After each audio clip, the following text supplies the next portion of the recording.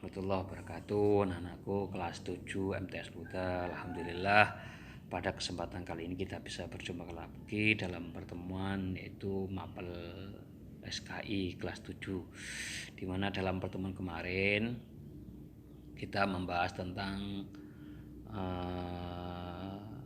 Arab pra-Islam, di mana sih kondisi Arab pra-Islam, bagaimana dari kondisi geografis, kondisi sosial, kondisi kepercayaan, kondisi ekonomi, kondisi politik Arab sebelum Islam. Kemarin sudah kita bahas. Nah, setelah kita mengetahui kondisi Arab sebelum Islam, bagaimana kondisi masyarakat Arab, juga kepercayaannya. Nah, sekarang untuk sejarah kebudayaan Islam ini kita menginjak kepada sejarah riwayat Nabi Muhammad SAW, di mana kita tahu Nabi Muhammad adalah Nabi yang terakhir setelah Nabi Adam, Idris, Nuh, Hud, dan seterusnya sampai Nabi Adam. Nabi Muhammad adalah Nabi yang terakhir diutus oleh Allah untuk menyampaikan risalahnya. Nabi Muhammad ini secara zahir memang lahir belakangan setelah nabi-nabi sebelumnya. Tapi secara batin menurut riwayat, Nabi Muhammad ini adalah nabi yang makhluk yang pertama kali diciptakan Allah sebelum adanya alam semesta ini, atau artinya dengan nama Nur Muhammad. Jadi sebelum Allah menciptakan alam semesta ini dengan segala isinya, Allah sudah menciptakan makhluk yang namanya Muhammad. Nah, makhluk ini berupa roh kemudian dititipkan sampai kemudian terlahirlah ke dunia. Nah, secara zahir Nabi Muhammad lahir belakangan, tapi secara batin Nabi Muhammad adalah Nabi awwaluman khalaqallah dan seterusnya, ya. Anakku sekalian, Nabi Muhammad Nabi yang dilahirkan pada hari Senin 12 Rabiul Awal tahun Gajah.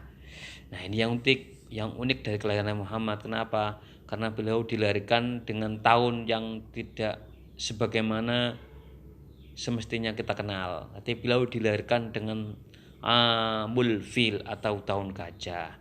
Tahun gajah ini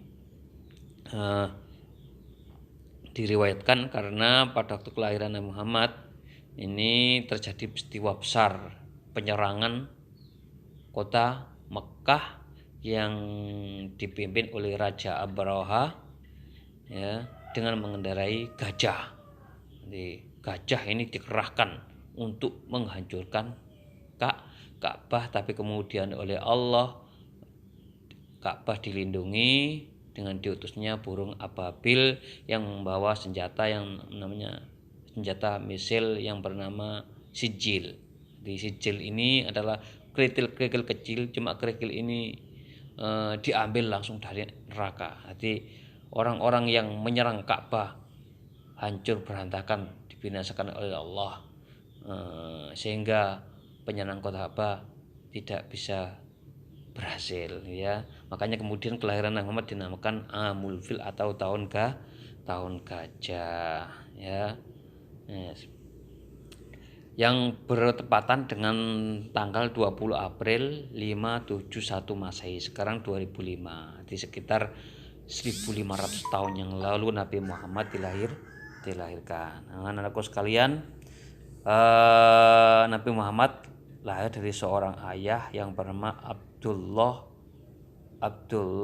bin Abdul Muttalib. Berarti ayah beliau bernama Abdullah putra dari Abdul Muttalib, dan ibunya bernama Aminah binti Wahab. Aminah putrinya Wahab. Nasab ayah dan ibu beliau bertemu dari kakek buyut beliau yang bernama Kilab. Jika dirunut sampai atas, nasab beliau berakhir pada Nabi Ismail dan Ibrahim. Berarti beliau ada keturunan dari Nabi Ismail dan Nabi Ibrahim. Bapak orang-orang Arab al-Musta'ribah, di mana kita kenal dulu suku Arab itu dibagi menjadi tiga. Ada yang namanya Aribah, Musta'ribah. Jadi suku Arab itu asal usulnya itu ada tiga.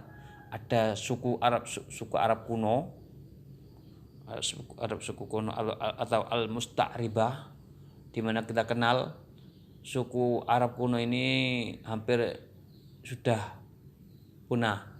Kita kenal kaum Ad, kaum Samud dan seterusnya. Ini Al-Musta'ribah. Ada lagi Al-Musta'ribah ini campuran antara orang Arab dan non Arab.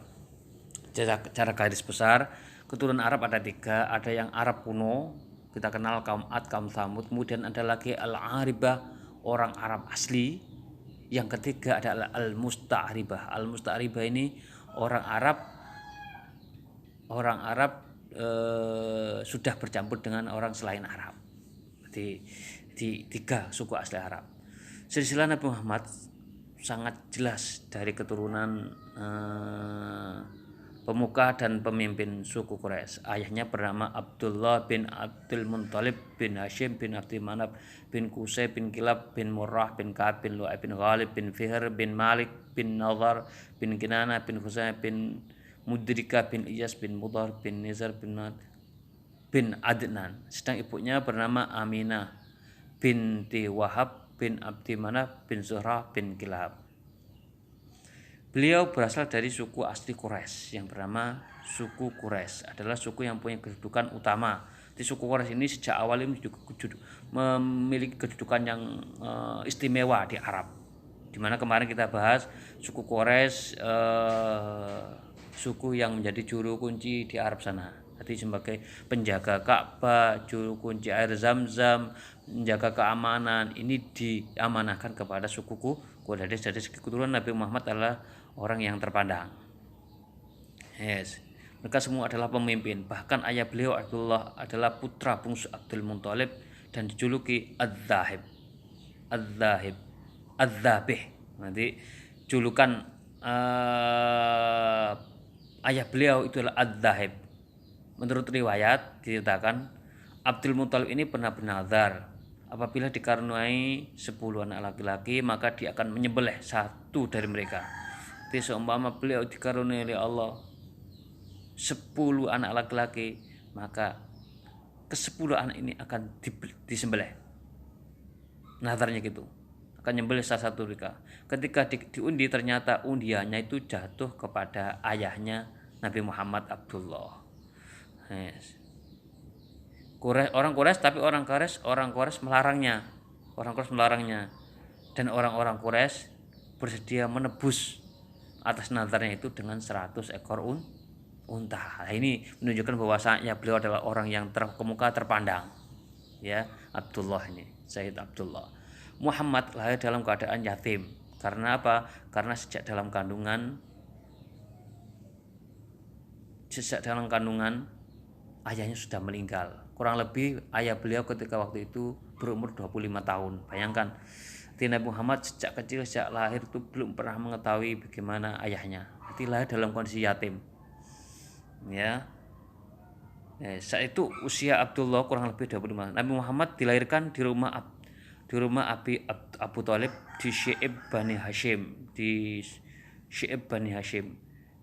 Perempuan yang bertindak sebagai bidannya adalah Syafa Ummu Abdurrahman bin Auf. Ketika Muhammad lahir, ibunya mengirim utusan kepada kakeknya untuk memberi kabar. Maka Abdul Muthalib datang dengan gembira dan menamanya Muhammad. Yang memberikan nama Muhammad itu adalah dari kakeknya yang bernama Abdul Muthalib. Beliau memberi nama Muhammad. Muhammad itu artinya orang yang terpuji. Ya. Dalam awal perkembangannya Muhammad disusui dan dibesarkan oleh ibu kandungnya sendiri, Aminah binti Wahab. Setelah itu Muhammad selain disusui oleh ibunya sendiri, dan Muhammad disusui oleh Thuaibah al-Aslamiyah yang merupakan budak pamannya Abu Lahab. Setelah itu Muhammad kecil disusui oleh Halimah binti Abi Thuaib as-Sa'diyah. Jadi Thuaibah dan Halimah as-Sa'diyah ini yang menyusui Muhammad, istri Al-Has bin Abdul Uzza. Pada usia dari 6 tahun terjadi peristiwa pembelahan dada Muhammad untuk mengeluarkan kotoran-kotoran batin yang ada dalam Muhammad. Jadi pada waktu usia 6 tahun ada kejadian aneh. Ketika waktu itu Nabi Muhammad bermain-main sekitar Ka'bah. Nabi Muhammad didatangi 2 malaikat. Di situ kemudian Nabi Muhammad ditidurkan, kemudian dibelah dadanya dan dikeluarkan kotoran-kotoran hati yang ada di dalam Nabi Muhammad.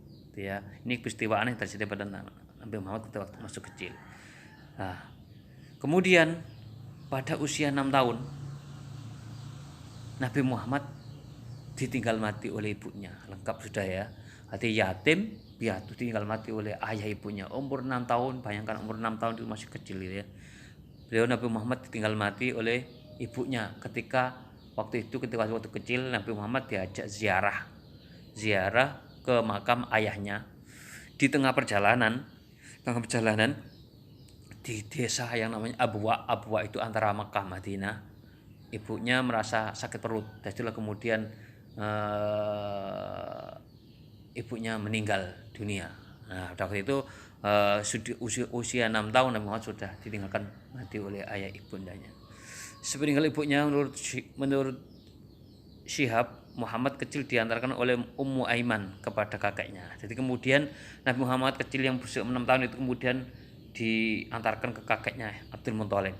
Jadi itulah kemudian Nabi Muhammad di bawah asuhan Abdul Muthalib. Nah, Nabi Abdul Muthalib ini mengasihi Nabi Muhammad sebagaimana anaknya sendiri, tidak beda-bedakan. Namun 2 tahun setelahnya itu Abdul Muthalib meninggal. Jadi diasuh oleh kakeknya 2 tahun, kemudian kakeknya meninggal. Nah, saat itu usia Nabi Muhammad 8 tahun. 2 tahun ditinggal ibunya, 8 tahun ditinggal kakeknya. Nah, selanjutnya tanggung jawab selanjutnya beralih kepada dirawat oleh pamannya yaitu Abu Thalib. Abu Thalib ini adiknya Abdullah, adiknya ayahnya. Meskipun Abu Thalib bukanlah orang yang kaya, tapi cukup perhatian kepada Nabi Muhammad dan tidak membeda-bedakan dengan anak yang lain. Di antara putra Abdul Muthalib adalah Abu Thalib. Abu Thalib sama Nabi Muhammad. Abu Thalib itu adalah adik misan. Dia adik misan.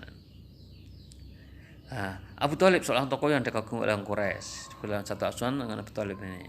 Dalam usia muda, Nabi Muhammad hidup sebagai pengembala kambing. Nah, karena kondisi Arab pada waktu itu juga pamannya kondisi ekonominya juga tidak terlalu baik, maka Nabi Muhammad pada waktu kecil itu juga ikut mengembala kambing. Ya, jadi kalian jangan pernah merasa malu apapun keadaan orang tua kalian, harus tetap mengikuti semangat dan sebagainya, karena keadaan lah yang maksa demikian. Makanya sejak kecil Nabi Muhammad sudah terbiasa untuk mengembala kambing pada waktu itu. Nah, dia menemukan tempat untuk berpikirnya. Dalam suasana demikian, dia ingin melihat sesuatu di semuanya.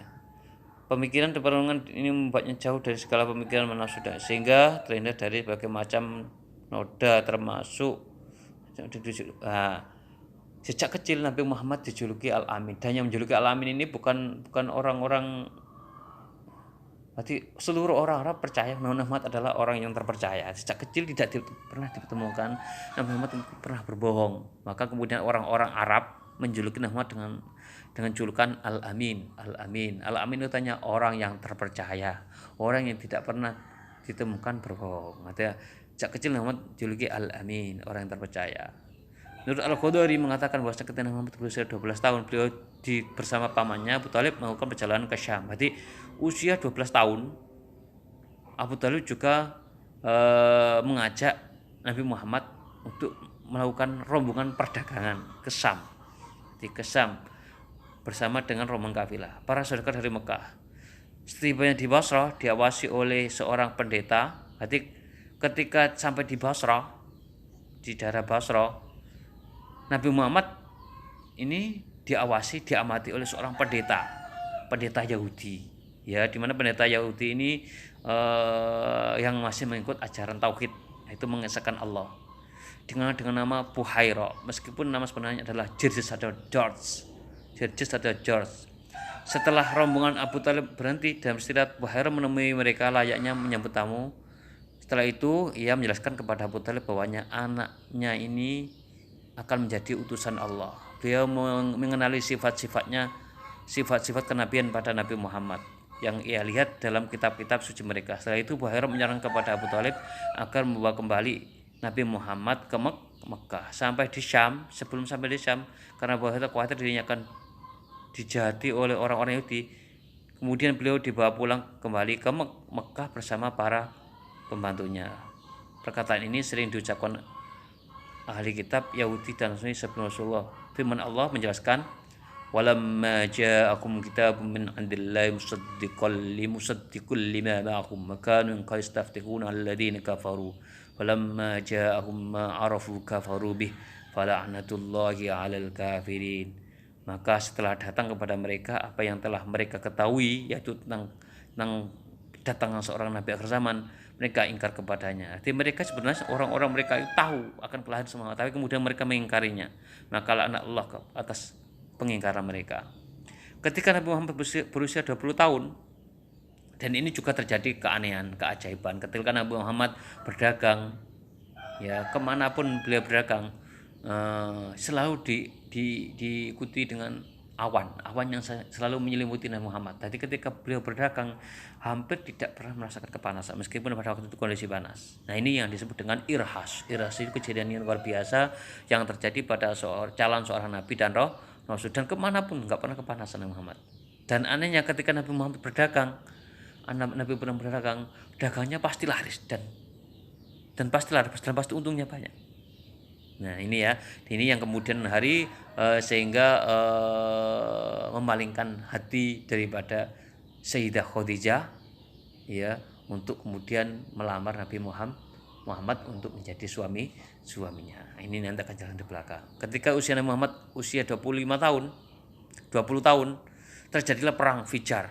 Perang Fijar itu perang antara Bani Kinanah yang bersekutu dengan Quraisy melawan Bani Qais. Namun perangan ini dimenangkan oleh suku Qais. Perang Fijar ini terjadi beberapa kali. Ketika usia Muhammad mencapai 25 tahun, Muhammad berangkat ke Syam membawa barang dagangan saudagar wanita kaya raya. Jadi ketika umur 25 tahun, Nabi Muhammad membawa barang dagangan saudagar kaya raya wanita Arab pada waktu itu, yaitu pemilik Khadijah binti Khuwailid.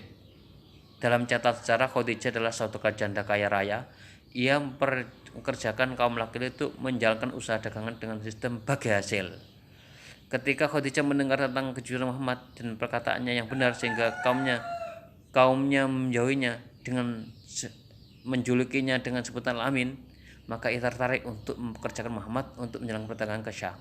Dalam perjalanan perdagangan, Muhammad ditemani oleh salah seorang pembantu Khadijah yang bernama Maisarah. Ingat anak-anak, Maisarah ini laki-laki bukan perempuan ya. Jadi ketika waktu itu yang mengetahui tanda-tanda kenabian itu bukan Nabi Muhammad, bukan Ali bin Abi Thalib, bukan Abu Thalib, tapi yang mengetahui dulu para pendeta dan juga Sayyidah Khadijah, ya. Khadijah yang mengetahui bahwasannya ini ada muncul tanda-tanda akan kemunculan seorang nabi dan rasul. Nah, sejak itulah kemudian Siti Khadijah itu mengawasi Nabi Muhammad dan mengawasi apakah benar tanda-tanda kenabian itu benar ada pada diri Nabi Muhammad SAW. Nah, dalam perdagangan Nabi Muhammad ditemani oleh seorang yang bernama Maisarah. Maisarah laki-laki. Tawanan tersebut diiakan oleh Muhammad dengan sistem bagi hasil. Untuk itu berangkat ke Syam untuk menjual barang dagang Khadijah. Dalam catatan sejarah diketahui Muhammad berhasil menjual barang dagangan hingga memperoleh keuntungan yang besar. Hal itu karena banyak pedagang menilai cara Muhammad berdagang dilakukan penuh kejujuran dan tanggung jawab. Nah, dimana kita kenal orang Arab pada waktu itu berdagang mereka benar untung tapi dengan cara curang. Jadi ini yang tidak disukai oleh banyak orang. Nah, pada waktu itu Nabi Muhammad berdagang dengan cara yang jujur dan tanggung jawab. Setelah mendengar langsung cerita kelebihan yang ada pada Nabi Muhammad, mulai dari sifat, sikap, tutur kata, kesaksian banyak pihak mengenai kejujuran Muhammad, maka kemudian Khadijah melamar Muhammad. Pada waktu itu Nabi Muhammad berumur 25 tahun, sedangkan Sayyidah Khadijah berumur 40 tahun. Sebelum menikah dengan Muhammad, Khadijah adalah seorang janda yang punya anak 2 yang meninggal sebelum dewasa. Kalau nggak salah menurut riwayat, putra Khadijah bernama Halah, Abu Halah kalau nggak salah. Dari perkawinannya dengan Khadijah dan Muhammad dikaruniai anak kalau nggak salah 6. Berarti ketika Nabi Muhammad menikah sama Sayyidah Khadijah, dan waktu itu Khadijah umur 40 tahun, Nabi Muhammad umur 25 tahun, ya, dikaruniai 6 anak, yaitu Qasim, Abdullah,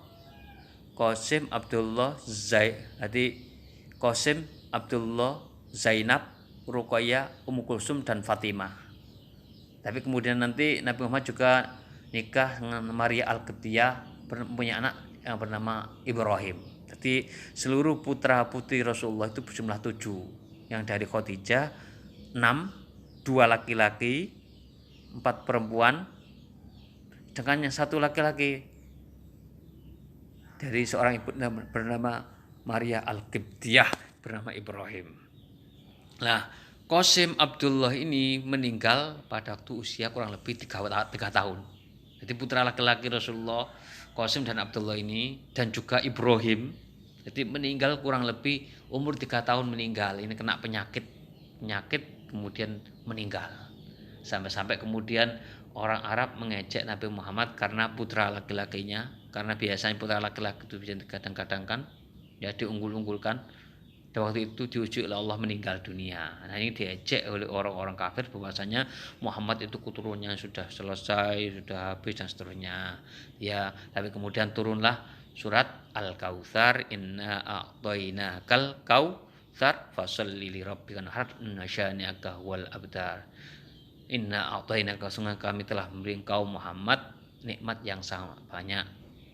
Fasholli lirabbika wanhar, dan berkorbanlah. Inna syani'aka huwal abtar, sungguhnya orang-orang yang membenci kamu, yang suka nyinyir kamu, yang suka mencela kamu, mereka adalah orang-orang yang terputus dari rahmat Allah. Ini ya, jadi Qasim, Abdullah dan Ibrahim putra laki-laki. Putra perempuannya Zainab. Nah, Zainab ini kemudian juga menikah, juga meninggal juga. Kemudian Ruqayyah ini sempat punya suami tapi kemudian meninggal. Kemudian Ruqayyah ini dinikahkan dengan Sayyidina Utsman, dengan Khalifah Utsman bin Affan, ya. Kemudian meninggal juga, dinikah lagi dengan adiknya yang bernama Ummu Kulthum, sehingga kemudian dalam sejarah disebutkan Khalifah Utsman bin Affan dijuluki Dzunnurain, orang yang punya 2 cahaya, karena menikahi 2 putri Rasulullah. Yang terakhir Fatimah ini kemudian dinikahkan dengan Ali bin Abi Thalib. Nah, anakku sekalian, ada sebuah kejadian penting yang perlu dicontoh sebagai tindakan bijak dari seorang Muhammad SAW. Pada usia 35 tahun datanglah banjir bandang di Mekah. Ketika beliau berumur 35 tahun datang banjir bandang sehingga merusak dinding Ka'bah. Orang-orang Quraisy bermaksud merenovasi Ka'bah. Berkumpullah suku Quraisy untuk merencanakan bangunan itu kan, tapi mereka takut merobohkannya karena kedudukan Ka'bah di hati mereka. Takut merobohkan Ka'bah untuk dirancang sekali karena dianggap sebagai keramat Ka'bah waktu itu. Maka Al-Walid bin Mughirah berkata, apakah dengan merobohkannya kalian ingin memperbaiki atau merusaknya? Maka mereka menjawab, ingin memperbaikinya. Allah berkata, sungguhnya Allah tidak membinasakan orang-orang yang memperbaikannya. Maka Walid kemudian merobohkan, dan mereka mengatakan, akhirnya kemudian mereka tetap merobohkannya, kemudian merenovasinya. Kemudian orang-orang Quraisy membongkar dan merobohkan Ka'bah hingga mencapai Maqam Ibrahim. Maqam Ibrahim itu jangan diartikan kuburan yang ada di Indonesia. Di Maqam di situ adalah tempat berdiri Nabi Ibrahim dalam merenovasi Ka'bah pada waktu itu, ya. Maka mereka keluarkanlah hijir. Hijir itu kamar, hijrun, ruangan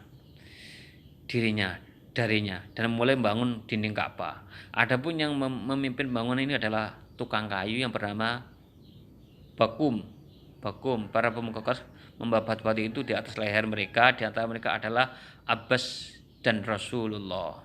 Untuk setiap rukun dikhususkan kelompok besar angkat batu. Jadi sisi-sisi Ka'bah itu namanya rukun. Ada rukun Yamani, rukun Iraqi, rukun Syam dan seterusnya. Ini berarti sisi-sisi Ka'bah namanya rukun. Nah, masing-masing sisi-sisi Ka'bah itu ada batu yang dibawa oleh para pemuka Quraisy sebagai tanda ini ya.